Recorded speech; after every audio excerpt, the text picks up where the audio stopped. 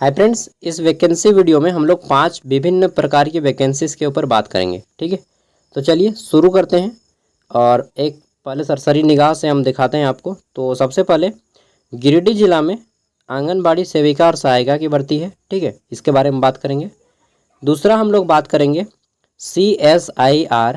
ठीक है, CSIR इसका जो ब्रांच है झारखंड में वह धनबाद में है, बट रांची में भी आपका देखिएगा कि क्या बोलते हैं उसको यार, रांची में वो चौक ठोकर नाम याद नहीं आ रहा, वहाँ पर भी इनका एक सेंटर है। ठीक है, तो अभी रांची के लिए ये देखिए, रांची अनुसंधान केंद्र में वैकेंसीज आई हैं। इसमें अलग अलग पोस्ट है, उसके बारे में भी जानेंगे। डायरेक्ट इंटरव्यू के आधार पर सिलेक्शन दिया जाएगा और ये गवर्नमेंट ऑफ इंडिया है। ठीक है, और उसके बाद हम लोग बात कर लेते हैं तो धनबाद में जो चाइल्ड प्रोटेक्शन यूनिट होता है, यानी कि बाल संरक्षण इकाई, ठीक है, उसमें वैकेंसीज हैं।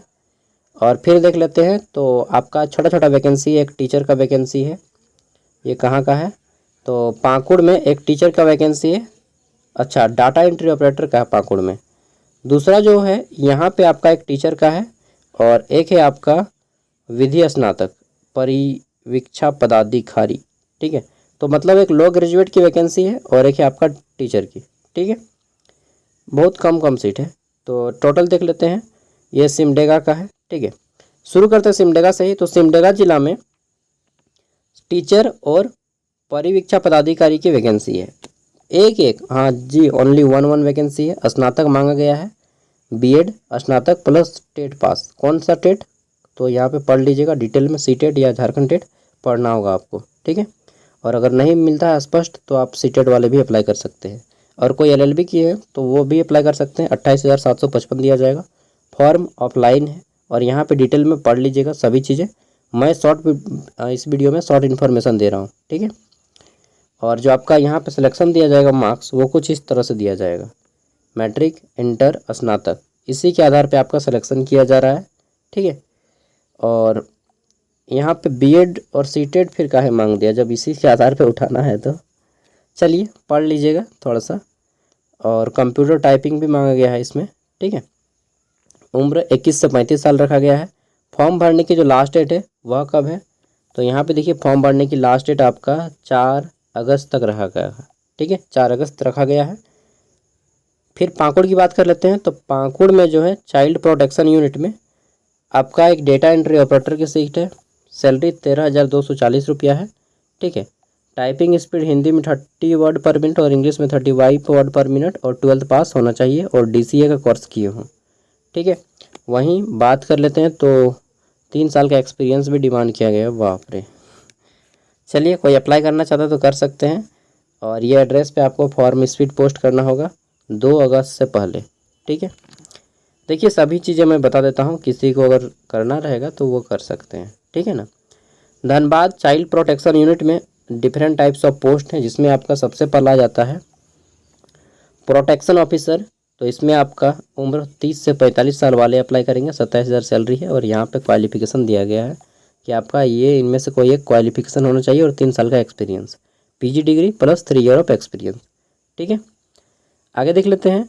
तो फिर यहाँ पे DCP, इसमें आपका सोशल वर्कर का पोस्ट है एक, और उम्र 30 से 45 साल, 18,500 रुपया है और 2 साल का वर्क एक्सपीरियंस मांगा गया है। ठीक है, आगे बात कर लेते हैं। तो डेटा एनालिसिस का पोस्ट है, इसमें जो है 30 से 45 साल एज रखा गया है। 18,000 रुपया सैलरी, 18,500, 2 साल का वर्क एक्सपीरियंस और ग्रेजुएशन का डिग्री मांगा गया है BCA से। ठीक है, नेक्स्ट देख लेते हैं। तो अगला आ जाता है हमारा CWC। इसमें असिस्टेंट कम डेटा एंट्री ऑपरेटर का 12,000 रुपये सैलरी है। 21 से 35 उम्र मांगा गया है। 3 साल का एक्सपीरियंस और 12th पास होना चाहिए। हिंदी इंग्लिश टाइपिंग मांगा गया है। इतना क्वालिफिकेशन देख के ही मुझे डर लगने लगता है। चलिए आगे देखते हैं। तो इसका लास्ट डेट की बात कर लेते हैं। तो 5 अगस्त इसका लास्ट डेट है फॉर्म भरने का, और यहाँ से आप लोग इसको पढ़ के फॉर्म को भर सकते हैं। आगे बात कर लेते हैं। तो CSIR, जो लोग CSR नेट देते हैं, ठीक है, तो उनको मालूम होगा CSR के बारे में डिटेल में। ठीक है, तो देखिए CSIR में यहाँ पे